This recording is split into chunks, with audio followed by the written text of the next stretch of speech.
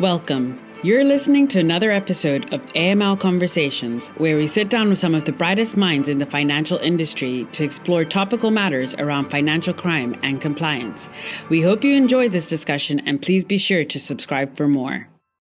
Kit, thank you so much for joining me today, especially joining me today from across the pond. So appreciate you making some time. You were very helpful to us when you flagged something that we had seen but had really not focused on, and that's the last month, the June 28th joint alert with FinCEN and the Department of Commerce's Bureau of Industry and Security. Obviously very useful, not something we'd seen before, and I thought maybe we could spend some time today talking about why it's important and some of the practical advice given by both agencies regarding red flags and that sort of thing. So talk a bit about how this is unique and sort of the goal of the alert, and then let's walk through some of the, again, the practical advice for the AML community so that they can put this into practice in training, or hiring outside firms to help them, whatever it might be.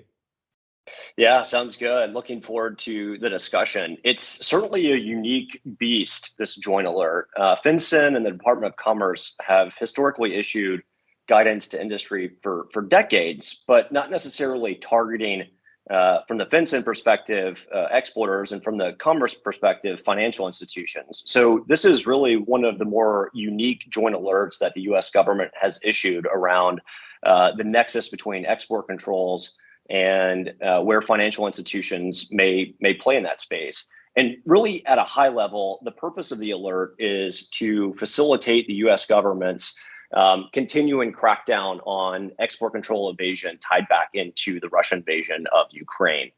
Earlier this year, as we all know, Russia invaded Ukraine, and one of the key responses, in addition to OFAC sanctions and other global sanctions against the Russians, the Department of Commerce in the United States really expanded in an unprecedented way the extent to which export controls are now targeting the Russian defense industrial base, as well as the Russian economy writ large, and to a certain extent, Belarus as well.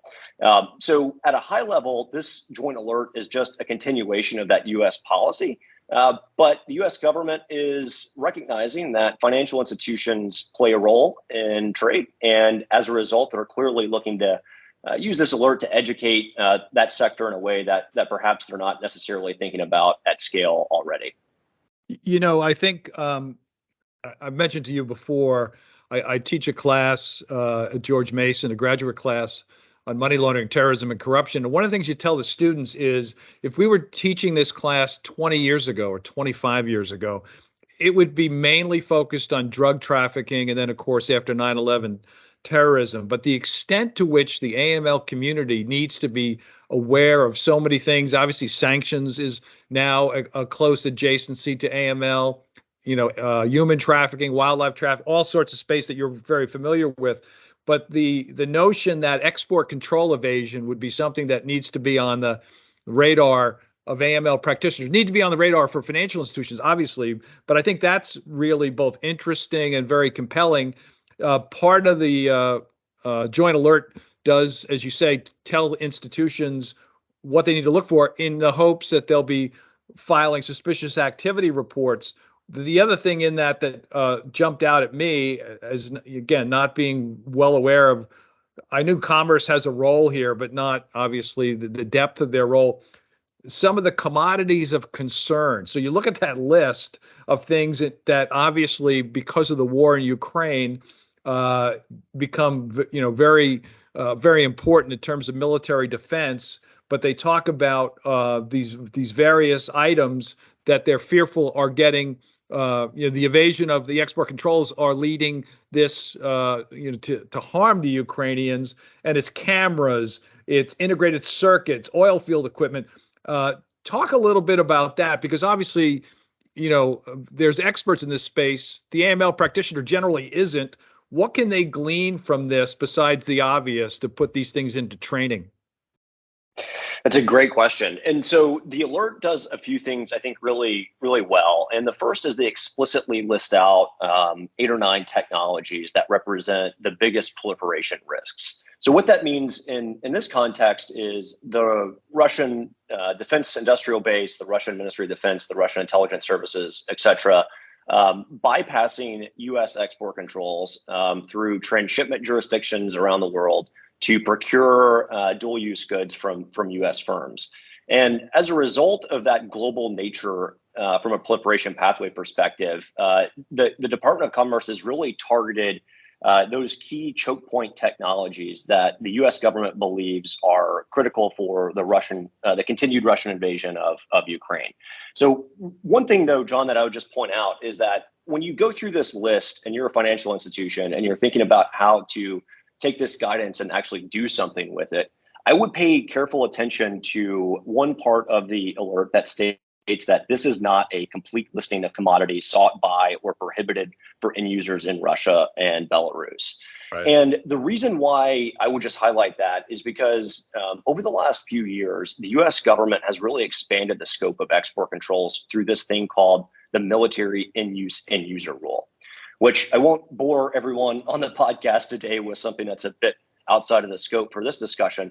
All I would say, though, is the US government now is thinking about if you're selling a thing like a pencil or a jacket, and it ultimately supports the Russian military, that could be subject to controls. And therefore, with this FinCEN joint alert, that type of activity, it doesn't matter if it's controlled or not. If that commodity is being used by the Russian Ministry of Defense or the Russian Armed Services or the equivalent in Belarus to support its invasion, it could be subject to control and possible enforcement. So the joint alert does issue some very specific in the weeds guidance on specific commodities, but it also has a catch-all. And I think industry should really pay attention to, in general, exports that involve any technology going into these denied jurisdictions. You have a strong background. You served in national security positions within the government. You're currently also a senior fellow at the Atlantic Council. So you are uniquely situated in terms of understanding where commerce and security sort of intersect, besides obviously your knowledge of the financial sector. One of the other parts of the alert that jumped out at me that is more common in terms of financial institution understanding is trade finance. So there's a whole section in here they categorize as applying a risk-based approach to trade finance. And obviously, trade-based money laundering has been an issue for a number of years. It's still obviously an extremely high-risk area. In addition to what you've already mentioned, talk a little bit about the alert's reference to that, because it does make clear that some of these exports are definitely should be potentially visible to financial institutions. So, you're not going to be hiring all these experts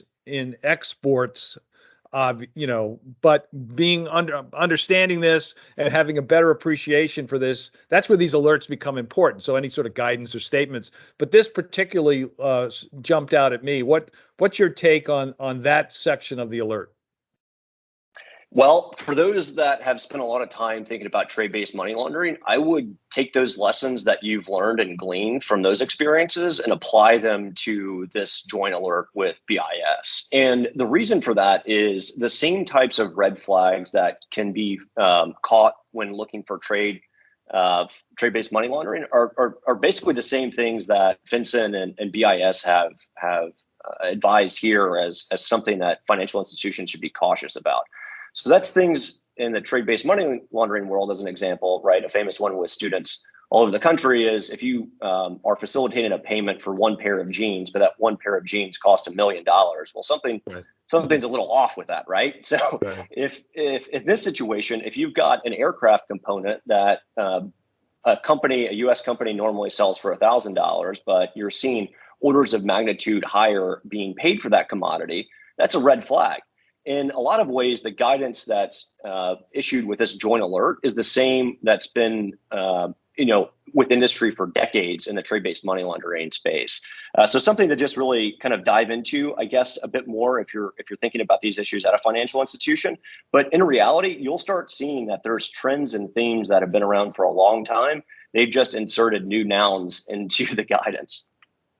Yeah, that's obviously completely accurate. I'm looking at some of the red flags here. Some of them, you're right, you just sort of plug and play, like last minute changes to transactions that are associated with an originator or beneficiary that's located in Russia or Belarus. Well, certainly, I think that would raise at least a cautionary yellow flag to take a look at things. But I saw things like transactions that involve entities with little or no web presence. That to me was interesting. And, rapid shifts to new purchases of transactions involving restricted luxury goods. There's a whole host of things here that when you read them, you go, oh, well, that makes sense. But putting them all together, obviously, is the way to, again, improve your training and your due diligence and your vigilance here.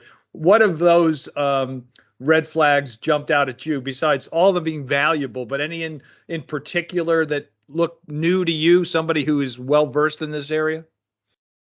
There's two things that jump out to me. The first is the US government's continued targeting of the wealthy Russian oligarchs. And so that's things like export controls targeting luxury goods, furniture, purses, high-end clothing.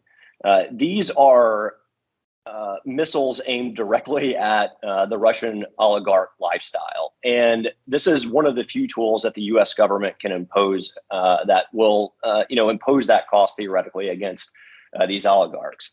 So that's something number one that I would flag, is that when people think about export controls, they think about dual use technologies and missiles and tanks. And this guidance goes well beyond that to include those types of luxury goods that most people don't necessarily typically think about when they're considering export controls and implementing those policies and procedures within either a corporate or a financial institution.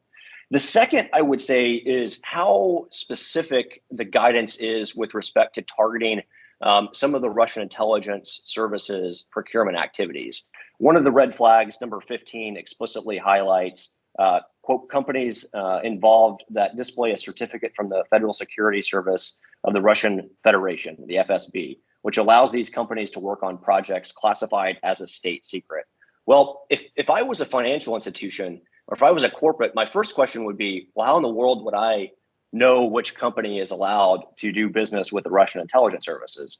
The second point, though, that I would just make is that that is data that's publicly available. And companies are being asked by this guidance to screen for that type of risk. And if you're not, you just need to ask yourself, how else are we going to catch this type of behavior? Yeah. That struck me. 17 struck me too. New or existing accounts and transactions by individuals with previous convictions for violating U.S. export control laws. So that information is also available either through a third party or publicly. How would you get that sort of information?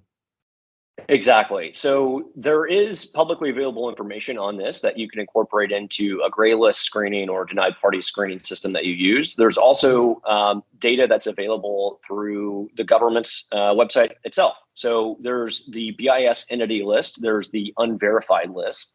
And these lists are publicly available, and you can explore them and download the file if you're so inclined from Commerce. And these outline those companies around the world that are subject to not just restrictions with respect to Russia and Belarus, but globally, those companies that have been subject to penalties over the last few decades. So this information is publicly available. And if you wanted to screen beyond that, there's certainly third parties, to include Kharon, has extensive data on this capability that companies and financial institutions use to screen this risk daily. Okay, yeah.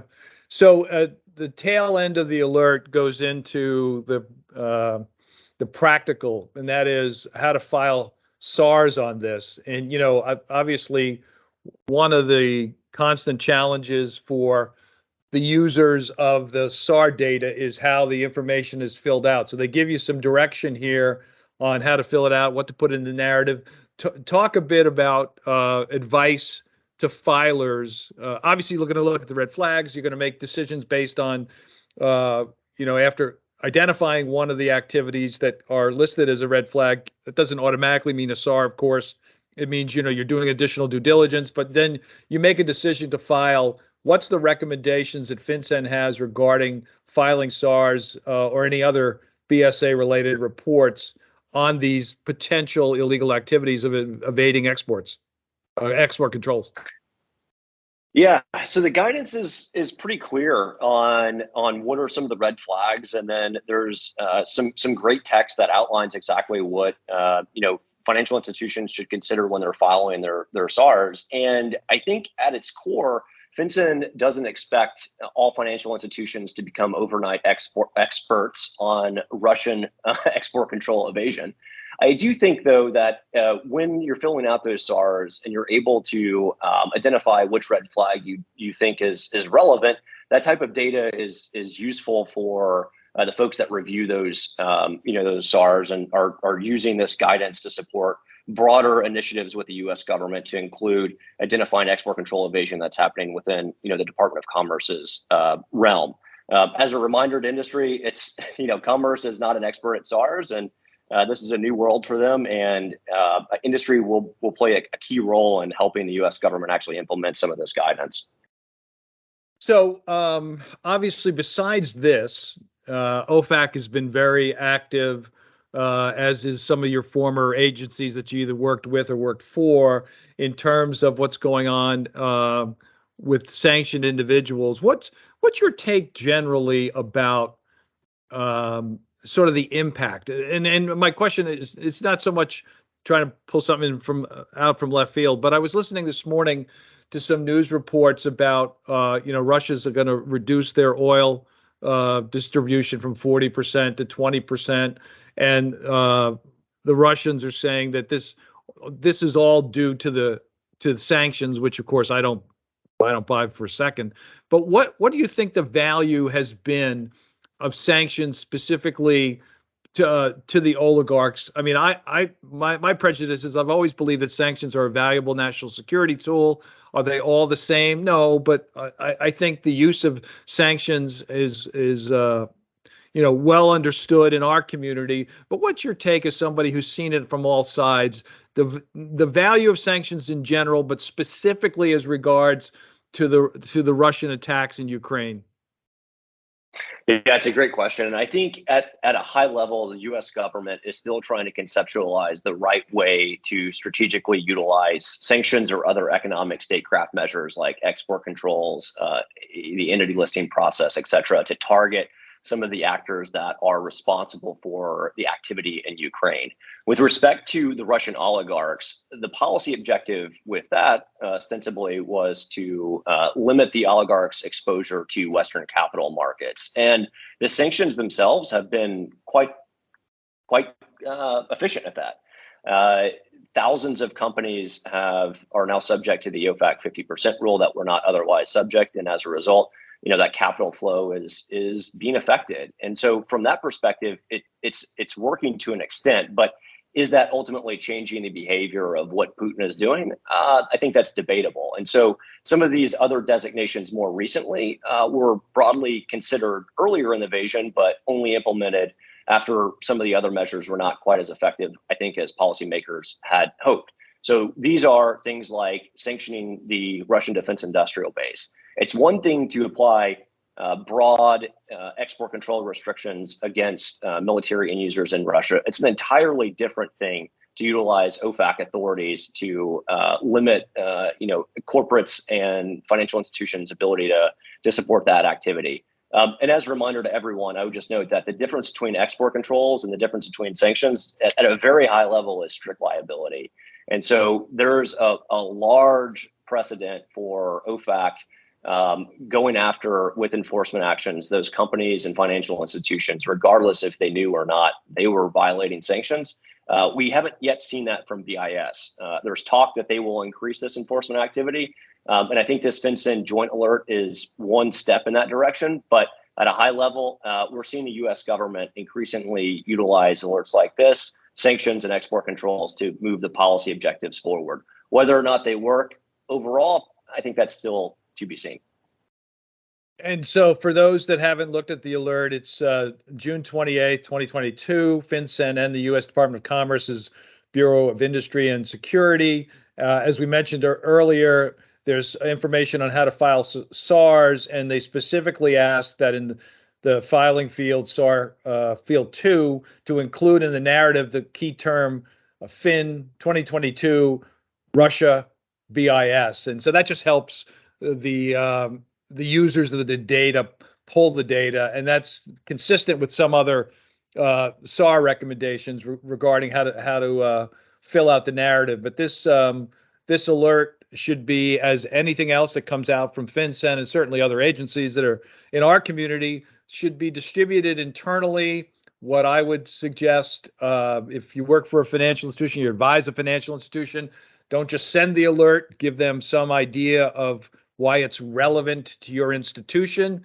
Obviously, this would be not necessarily limited to multinational financial institutions, because mid-sized banks do a lot of work in this space too, but it'll be more relevant to the bigger institutions. But I would still make clear, based on what Kit just said, and that is that this is a unique alert coming from these two entities that hasn't happened before. I'd still make smaller financial institutions aware that this is out there and just flag it as they would any alert. So all of that becomes pretty important. Let me get you out of here on this, Kit. And again, Kit Conklin is vice president at Kharon. He leads the global corporates and financial institutions on ESGs, sanctions, export controls. And as I mentioned, he's a senior fellow at the Atlantic Council, and he's been in various national security positions within the government, U.S. government as well.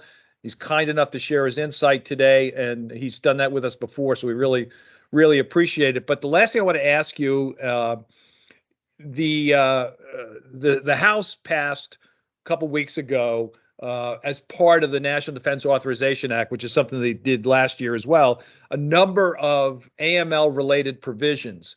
And obviously, there's no way to know if these things are going to make it to the finish line, although if it's in the NDAA, it's probably a good chance it will. It's over at the Senate now. Not asking you to weigh in on the appropriateness or whether you support or don't support, but there's a series of provisions that were built off of what they called the Enablers Act, which was a freestanding legislative proposal last November that would have added lawyers, accountants, those that create trusts under the BSA, which is something that has been debated for a long period of time. Certainly, FATF has talked about gatekeepers and the need to keep them under the AML laws and regulations. There was modifications were made before it ended up passing, which it doesn't include those categories completely. But if you are transacting certain businesses, creating trusts, doing certain things, you could potentially be covered. Long-winded way of saying that it will change some of the dynamics, but it will take a long period of time. What's your general view on that, other than the obvious, that it obviously will add to more compliance requirements, resources, and all of that? But what's your take on that? If it does get through, FinCEN's going to have a lot of work on its hands, as will Treasury, to sort of craft where these, where these buckets will be going forward. But it's definitely going to change an infrastructure that I've been involved in for decades, and much more dramatically than we've ever seen before. What's your initial thought about that? And again, I know it may not get through, but it looks like there'll at least be some strong debate on the Senate side in next, or at least early September.